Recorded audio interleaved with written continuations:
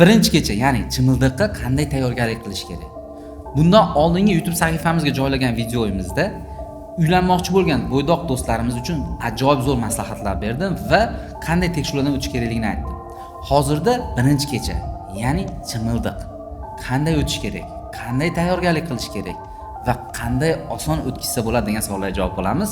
Ushbu videoni ko'rish uchun siz tinchroq joyga, xotirjam bo'lgan holatda imенно 10 minut vaqtingizni ajratsangiz, sizga juda ham manfaatli bo'ladi va ekran qarshisida to'liq ma'lumot olsangiz bo'ladi. Ushbu videoda chimildiq haqida gapirmoqchiman. Chimildiqqa ko'pchilik qanday tayyorgarlik qilsam bo'ladi, qanday o'tkazsam bo'ladi degan savollar juda ham ko'p kelib tushadi. Kelinglar buni oddiy va sodda qilib tushuntirib beraman. Chimildiqda birinchi kechada siz qilishingiz kerak bo'lgan holatlar bor. Birinchi navbatda xola, amma, buvalarni o'zingizni uyingizdan tashqariga chiqarib yuboring. Yoki aynan birinchi kechani to'yni o'sha kuni emas, ertasi emas, indinga ham o'tkazsangiz bo'ladi. Buning uchun siz kelinni ruhan tayyorlab olishingiz. Keyingi navbatda uyingizda o'zingizga bo'lgan erkinlik va ishonchingizni orttirishingiz kerak bo'ladi. Ko'pchilik bizni o'zbekchilikda bo'ladi, to'ylardan keyin xola, amma, buvalar ushbu kechaga qoladi va kelinni qizliga olinganligi, olinmaganligi xabarini aytishadi, ota-ona yetkazish kerak, boshqa degan ko'p haligi gaplarni eshitgansiz. O'zingiz uchun qiz bola ekanligini bilsangiz bo'ldi, natijani ularga yetkazishingiz shart emas. Agarda sizda shubha tug'iladigan bo'lsa, keyin o'zingiz uyali aloqada yoki boshqa holatda yetkazishingiz mumkin bo'ladi. Albatta ko'pchilik qo'rqadi. Birinchi kechada qizlik pardasini ola olmagan erkaklar ham ko'p bo'ladi. Chunki yuqorida aytib o'tgan holatlarni ko'p kuzatiladi. Bunda siz birinchi kechaga ayolingizni ruhan tayyorlash uchun birinchi unga e'tibor va mehr berishingiz kerak. Ya'ni uni erkalab, unga bo'ladigan holatni qisman tushuntirishingiz. Ya'ni ochiq oydin emas, qo'rquvga solib emas, qisman tushuntirish kerak bo'ladi. Qisman tushuntirish deganda qanday? Bugun bizda shu sinovli kun. Ushbu kunda biz sen bilan men shu sinovdan o'tishimiz kerak.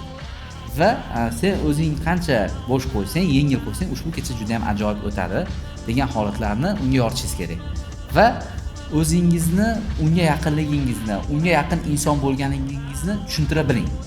Ya'ni ruhan unga tushuntiring va u sizga erkinlik beradi, u bilan yaqin bo'lasiz va erkalay olasiz. Endi ko'pchilik aytadi, birinchi kechani to'y kuni o'tkazsam zo'r bo'ladi, lekin menda o'zimda qo'rquv bo'layapti. Jinsiy olatim yotib qolsa nima bo'ladi? Hayajonlansam nima bo'ladi? Va birinchi kechada qizlik pardasini ola olmasam-chi, ota-onam oldi uyalamanmi degan savollar juda ham ko'p kelib tushadi. Siz uni erkalab sifatingiz birinchi kechada albatta qizlik pardasini olishingiz shart emas. 3 kun 4 kun ichida ham olsangiz bo'ladi. Bunda qachonki qiz tayyor bo'lsa ruhan, siz jismonan tayyor bo'lsangiz, olsangiz bo'ladi. Do'stim, siz jinsiy aloqa qilmagan bo'lsangiz, birinchi kechada qizlik pardasini olayotganingizda spermatozoidlar to'kilish bu tabiiy holat bo'ladi. Ya'ni ko'pchilik qo'rqadi. Bo'shanib qo'ydim, keyin jinsiy olatim yotdi, ikkinchisiga harakat qilmadim, qo'rquv paydo bo'lib qoldi. Yo'q, 2-3 marotaba harakat qilsangiz bo'ladi. Endi birinchi, ikkinchi kechada siz naborot uni erkalab, o'zingizga tayyorlab va ushbu holatni ruhan ta'sir o'tkazganingizdan keyin 3-kechada ham qizlik pardasini bemalol ola olasiz. Va birinchi jinsiy aloqa qilganingizda siz eyakulyat qilyapsiz, ya'ni sperma chiqib ketib qolsa, bundan qo'rqmang. Tushkunlikka tushmang. Bu tabiiy holat. Chunki siz oldin jinsiy aloqa qilib yurmagansiz. Sizda eyakulyat tez kelib ketishi bu tabiiy. Ikkinchi, 3-marotaba harakat qilsangiz ham bo'ladi.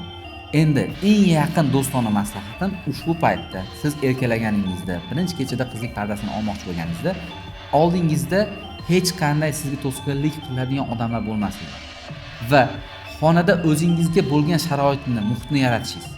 Kerak bo'lsa muzika qo'yib, romantika qilib, bemalol u bilan jinsiy aloqa qilsangiz bo'ladi. Endi eng kerakli bo'ladigan narsa, bu ko'pchilik aytmaydi, oldingizga intimli gellarni qo'yib olish yoki yog'larni qo'yib olish yoki vazelindan foydalanish kerak bo'ladi. Chunki ayol kishini qizlik pardasini olayotganingizda siz ushbu vositalardan foydalanmasangiz, trishinalar, ya'ni qizlik pardasini olingandan keyin qon ketish holatlari kuzatiladi va ko'p kelinlarimizda ertasi yoki indiniga ushbu trishinalarni titrish holatlari ham kuzatilishi mumkin bo'ladi.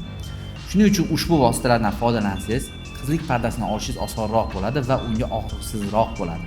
Shuncha vaqtdan beri YouTube sahifamizga manfaatli videolar joylab boryapmiz. Asosiy maqsadimiz insonlarda, jamiyatning ichida urologik muammosi bor insonlarga yordam berish.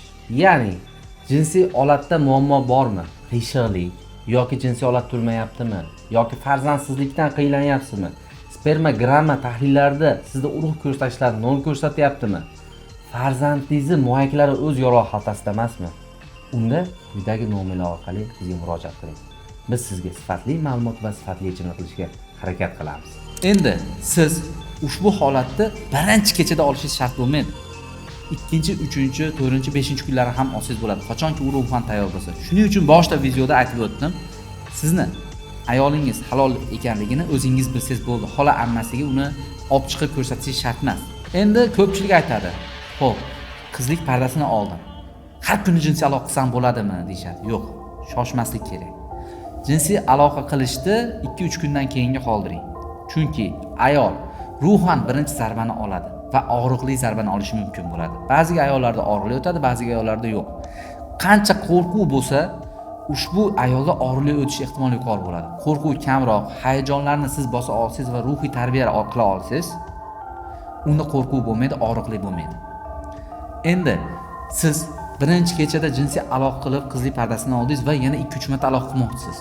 Bu yerda qizlik parda olingandan keyin bu yerda yuqorida aytgandek trishinalar, ya'ni pardani atrofidagi yaralar qonab ketishi va qon ketib qolish xavfi yuqori bo'ladi va u uchun og'riqli jinsiy aloqa ruhan ta'sir qiladi. Keyingi jinsiy aloqalar ham xuddi shunday og'riqli bo'lishi mumkin deb, ya'ni ayol kishiga. Buni ko'pchilik aytmaydi, lekin men doktor bo'lganligim uchun sizga yoritib batafsil tushuntiryapman. Shuning uchun ayollarni birinchi kechada qizlik pardasi olindimi, uni tek qo'yish kerak va 2-3 kun o'zini holatiga kelishligi, og'riqlar o'tib ketishligini kuzatish kerak. Undan so'ng yana ruhiy tarbiyani, ya'ni yo'lga qo'yib, undan siz erkaklar izlanib, ya'ni uni ko'yniga yo'l topib, og'riqsiz holatda jinsiy aloqani boshlasangiz bo'ladi. Boshida aytaman, har kuni jinsiy aloqa qilish shart emas. Birinchi 10 kunlikda 2 kunda bir, 3 kunda bir og'riqsiz jinsiy aloqa qilsangiz, hayotingizni oxirigacha ushbu juft halolingiz bilan yashayotganingizda bemalol og'riqsiz jinsiy aloqa qilasiz va u sizga o'zini ishonib bemalol topshira oladi va siz ham ereksiyani, lazzatlanishni his qilasiz, u ayolingizda ham orgazmlar bo'lishini his qiladi. Sizda jinsiy zaiflik holatlari kuzatilmasligini xohlasangiz, bundan oldingi videolarda albatta biz ushbu roliklarni chiqarganmiz.